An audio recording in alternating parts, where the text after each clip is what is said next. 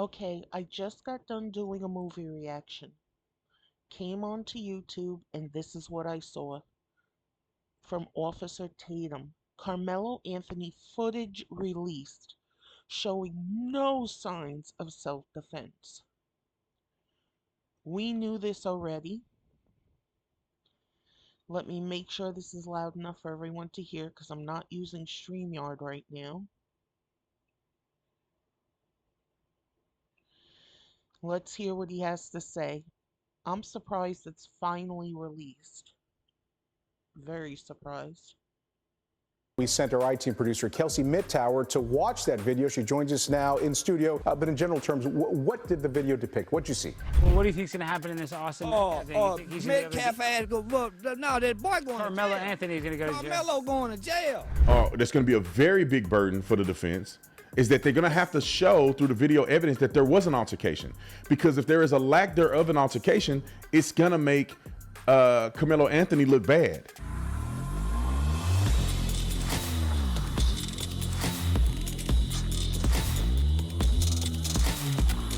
So Utah and Florida just passed bills to ban fluoride in the water supply. Why are these states suddenly doing a major, massive U-turn on fluoride when they've been adding this to our water for over 80 years? Well, RFK has been warning us about fluoride for a while, and the government now admits to the fact that fluoride is linked to low IQ. In a study done by JAMA Pediatrics, one of the top medical journals, scientists found that fluoride levels over 2 milligrams per liter of water causes more than a 2-point drop in children's IQ scores. My wife Corinne and I have Make our kids stupid so when they get old enough to take over, they actually can't. And there's fluoride in toothpaste too. And who was in control of all this? I don't have to say. You know. have 2 young boys, and this is exactly why we love Cove Pure and their pure water. You've heard me talk about Cove Pure before. It's a water filtration system that sits on the countertop. What I love about Cove Pure is that it lets you have pure. So breaking news. Okay. I don't do ads. And I don't need YouTube telling me, oh, you got an ad, you didn't tell us. I don't do ads. And here we go with the video. News, and I think to a certain degree, is going viral online, and is that Carmelo Anthony's track meet footage has been released, but only to a certain group of people. And they articulate what they saw in the video. Roll the clip. I hope this isn't the same thing as before, and Tatum isn't doing clickbait shit saying it's been released when it hasn't, and it's only been certain reporters that were allowed to view the footage. It was viewed, it was made very, very grainy, but from what they saw, there was no altercation. Now, Carmelo Anthony is in New Orleans. Some people are saying a judge may have allowed him to do it. I wonder if it was the same black woman Democrat judge who lowered his bond. Makes you think I'm not just pulling shit out of my ass. This was a setup. Maybe the ones who are still kind of in control do want a race war to destroy everything, and then they come in like on their horses, like shining knights, and rescue us. This is all bullshit. ISD is releasing surveillance video of the stabbing at the track meet that led to the death of a student back in April, but only under very strict conditions. So through open records, they will allow whoever requests it to view that video, but no recording whatsoever is allowed. On that note, we sent our IT producer, Kelsey Mittauer, to watch that video. She joins us now in studio to walk us through what you saw. We're going to go in order here in just a second, Kelsey, but in general terms, what did the video depict? What did you see? It shows everything from the moments leading up to the stabbing, to the medical response, to then the beginning of the police investigation. Okay, and it lasted several minutes is what they showed. It did, about 30 minutes. Okay. So did it show the actual stabbing? Or did that footage get damaged somehow? Let's start in the beginning now and talk a little bit about what you saw at the front end of that video, because you got to see the attack, the actual stabbing Right. took place. So it starts, I started watching about 9:53. The camera shows half of the field. So it's about from the 50-yard line on, and the tent where it happened was kind of right in front of the 50-yard line, but the camera is down here. Okay. It's positioned across the field. So everybody in the video, you can tell they are kids or adults, but no one's identifiable. So a long shot is what A you long see. shot, yeah. So a couple of minutes in, and you actually see the altercation take place. Yes, everything leading up to it, everyone's milling about. It seems very normal, and then right at 9:55, that's when like there's this explosive movement or action between two people under the tent, and that's when the employees in the room told me that's when the stabbing happened at 9:55. Right, and you were talking about people kind of start to scatter at that moment. Obviously, something went wrong. And so what happens next? Because now, a little bit later on, that's when the ambulance shows up. Right. So when the ambulance arrives, it actually comes through near the end zone at the gate, and then it comes up to the 50-yard line directly in front of the tent. You can see Austin Metcalf is right here. But then when they pull up close to the tent, they realize that they can't get the stretcher to him because of the barrier of the bleachers. So at that point, then the paramedics have to get out, and then they have to walk all the way back to the end zone. This is actually, yeah, on the next slide. They have to go all the way back to the And during that time, Austin Metcalf bled out. Nah, but this isn't a setup. The kid was not supposed to be there. He was supposed to be in school. His father gave him the knife and told him to use it. The father drove him to the track meet where he was not supposed to be.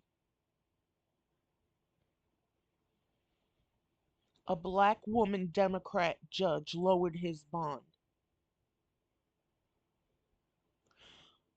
Carmelo Anthony's mother wants his twin brother, Austin Metcalf's twin brother Hunter, to be charged with felony murder because he just held his brother while he bled out to death.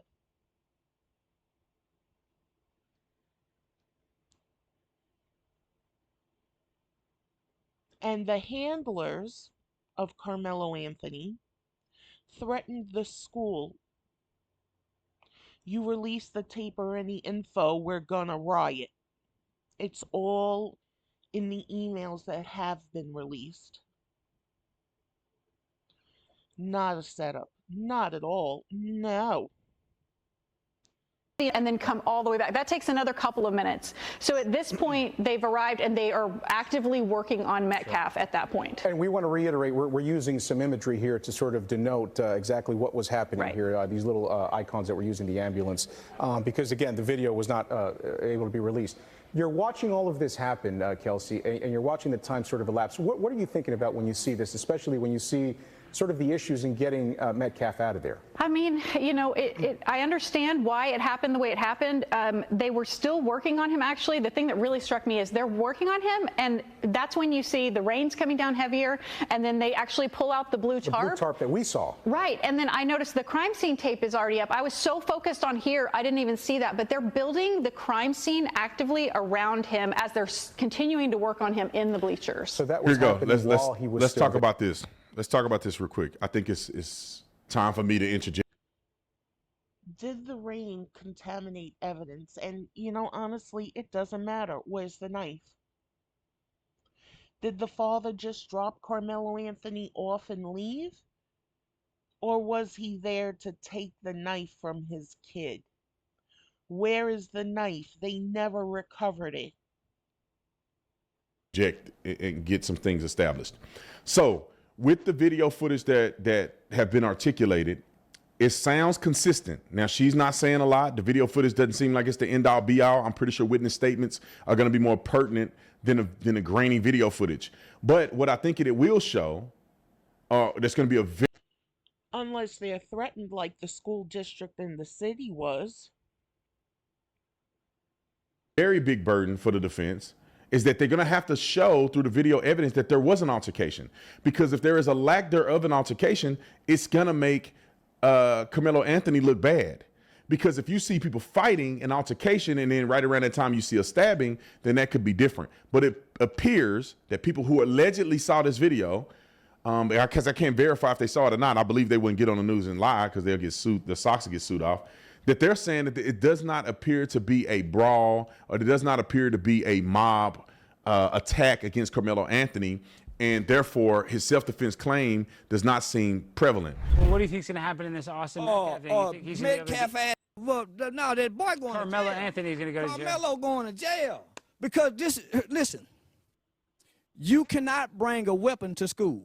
Yeah. So you can't say I was What if he says? But what if he says self-defense? Like, there's no self-defense because if you are afraid the day before where you have to take a weapon to school, why not notify your parents? Parents, you notified the school teacher.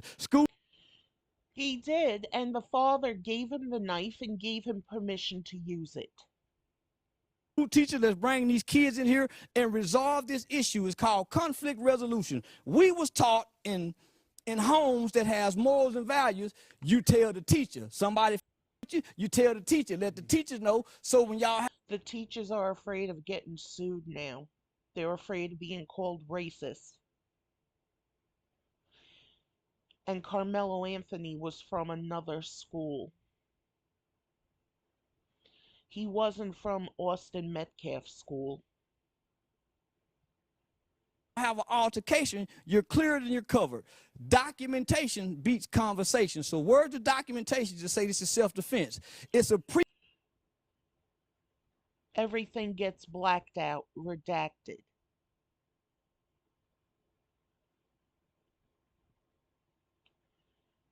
So documentation doesn't mean anything now.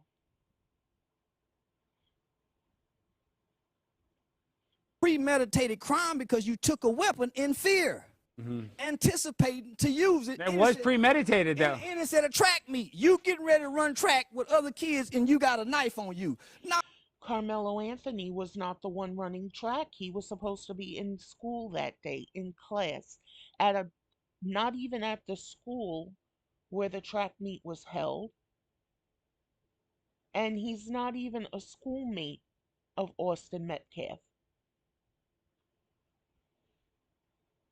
Use your brains, people. oh man, you got to go to jail. You got to go. There's no so when is it all right to kill the bully? I don't give a f what the bully did. He don't have a right to die. No. Man, you weak man. That's why I say teach the kids how to deal with bullies and this won't happen. We're all not equal. Even in nature, you can be feeding a flock of birds. There's going to always be one bird to come in and take the food from the. This is nature. Yeah. You cannot get rid of bullies. Teach the kids how to deal with them. Bullies build character. You go to work, it's going to be a bully supervisor, a bully co-worker. You cannot get rid of the bully. Teach our children conflict resolution. Everything don't have to end in violence. But when you come from the black culture, everything is disputed in violence. Yeah. That is the problem, though. That's how you. It's the culture. That's the culture. That's how they solve. When you have a serious issue, they don't even contemplate trying to talk it out. We teach a no snitching rule, right? So our kids are walking around with these mafia rules, codes, and ethics of the streets that's held over children about no snitching. So now I have to take a weapon because I don't want to be a snitch and kill another kid. Oh, it's a simple solution. Carmelo Anthony was given the knife from his father, and his father gave him permission to use it at a place he wasn't even supposed to be. Go tell the teacher. Tell your parents. Now, when it comes to the ambulance working on somebody, I would argue that a medical personnel jumped up into the stands and began CPR as they get the stretcher to come around and get Austin Metcalf. Also, the reason that they put crime scene tape up is because they probably knew that Austin Metcalf had already died. Like, this is one thing I think people have to understand, because there's legitimate protocol that you have to do, although do you know that there's an end result? Like, for instance, you don't stop doing CPR on somebody just because they die, if that makes sense, right? Until you can get them to a medical facility where they could possibly be reassessed and there could be life-saving measures. If a person is completely dead and they're ruled dead at the scene and there's absolutely nothing you can do to save them, then they will leave the body at the scene, tarp the body, and create crime scene tape the medical staff will leave and the coroner will come and get the body later. So Austin Metcalf was actually pronounced dead at the scene. Why are reports putting it out there he was pronounced dead at the hospital? Again, not a setup. After they process the scene and recreate the scene and everything else. But in a situation like Austin Metcalf, him being a young man, just because he goes unconscious or his heart stopped beating doesn't mean that they're not going to continue to do CPR on him, and does not mean that they're not going to try to transport him to see if they can save his life at the hospital. Therefore, it would be reasonable that he had already died at the track. He probably went unconscious. His heart stopped beating because he got stabbed in the heart, and he was completely dead. He died in his brother's arms. He was laying there. But they're not going to just let him. They're going to try to do some form of CPR on him until they can assess the issue at a hospital. So the reason why they may have been putting up the crime scene tape and putting the tarp over, because they pretty much knew he was dead. And they want to prepare for a murder scene. And they had to go through the rigmarole of, trying to save him and putting him in the ambulance and pronouncing him dead at the hospital. So just so you guys know, because it does seem to be odd that they did all this and all that, and they put the tarp up and everything, but the kid is still kind of alive. It's like, no, I have been to cases and scenes like that before where we got to do our due diligence and try to do the best that we can, but we do know the person is gone. And Carmelo Anthony was proud to say he did it.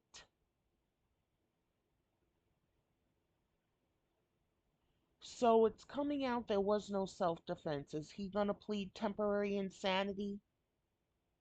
The devil made him do it. He was afraid of his father. He was afraid of his handlers.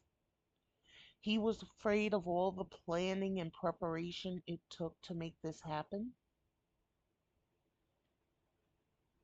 Dunno. We'll see. And there's probably no way of saving a person, right? Like, for instance, I had a guy who it was a drug deal gone bad, which we found out later on. It was the most mysterious scene I've ever seen in my life because we had no idea why we were seeing what we were seeing. And I'll just give you a quick rundown. Maybe you can put me full screen. I'll just give you a quick rundown because I think it's pertinent, and some of y'all may find this interesting. This is the wildest call I've ever been on in my life. So what happened on this call was that we got a report of a man walking down the street with a gun. And so in Arizona, you can carry a gun if you want to. So it's like, what's the harm in that? We'll go check it out and see what's going on. But then when we get a little closer to the scene, and this is in a community where they don't call the police. They call it the Village. It's a bunch of Native American people, and they hate the police. So they'll never call. I don't care if you died, they won't call. So the fact that somebody called a man walking down the street with a gun was suspicious a little bit. So we wanted to respond. And then they said the man is now parked in a car in the front of our house with a gun in his hand, with a gun. And so now he's a threat to the public. Everything goes off. We got 100 cops flying to the scene. We getting out with AR-15s. We going up. We see the truck with all the doors open. And then when we get to the truck, we clear the truck, right? And then we clear the area. Nothing is going on. The people in the house haven't come out. Nobody knows what's going on. We're like, how's this truck just sitting here? And then we noticed the guy in the front seat had got shot in the head, and he was literally coagulated blood. He had been sitting there for a period of time. So they didn't even call when he got shot and killed. So then that's when the crazy stuff happened. We couldn't rescue him. We had to use a dog leash to try to get him. He had blood all over his body. He slipped out of all his clothes, blood all over my shoes, brain matter on my face because I had to throw him on the gurney, which was an impossibility. Only by the grace of God I can get him up there because he was about 250, 280 pounds. The firefighters, they parked down the street, but they run the gurney. We had to go get the gurney and run it up a half a block because they can't enter into an active crime scene or like an active scene. So we didn't know how to lower the gurney. So the gurney is like about 3 feet tall, 4 feet tall, maybe 3 or 4 feet tall. And this guy's covered in blood, so we can't grab him. I can't grab his body because it's slippery. We're using a dog leash because one of the K9 unit guys came and helped. And the only way we can get him is try to wrap his upper body in dog leash and pick his body up and throw him on a thing. Well, you can only imagine that nobody could do it but me. And the guy weighs like 280 pounds. So only by the grace of God, I could lift his body up just enough to get him under my knee, and I flipped him up on the gurney.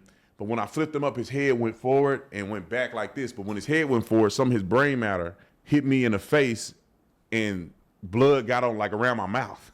It was disgusting. Some of it got on my badge and it was terrible. But anyway, saying all this to say, he was pretty much dead, right? He had lost a third of his brain matter because he got shot in the side of the head and some of his brains was on the back seat. And, so it was clear that he was dead, but we still had to do everything we can to try to save his life. So we did all that. Then we had to run a half a block with the gurney, with him halfway on the gurney, because I couldn't get him all the way on the gurney. I just got his upper body on the gurney. So we running with the gurney. His legs are hanging off the gurney. His upper body's on the gurney. I'm holding him. We still don't know who shot him and where the shooters are at. And we run him down there to the fire department. I remember it was something I did that was very insensitive, but I didn't mean to do it. I had blood all on my face and some brain matter parts. And I was worried about blood getting in my mouth because I don't know if the guy have hepatitis or AIDS or. And so I just remember getting there and I'm like, my face, like somebody like wipe my face off. And they were like, can you wait? And we kind of busy here. Like we try to save this guy's life. He got shot in the head. And then, you know, after that, I realized that, oh crap, that does make sense. I do need to kind of pipe down a little bit.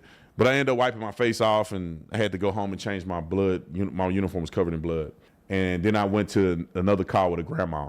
And grandma wanted me to swipe for fingerprints because somebody broke in the house 15 hours ago.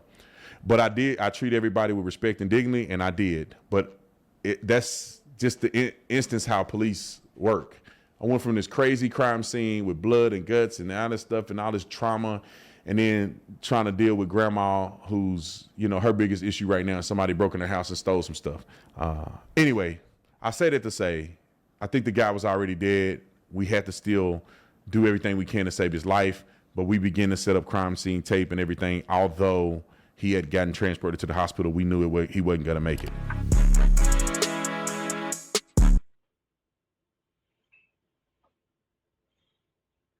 It was a setup. I'm convinced.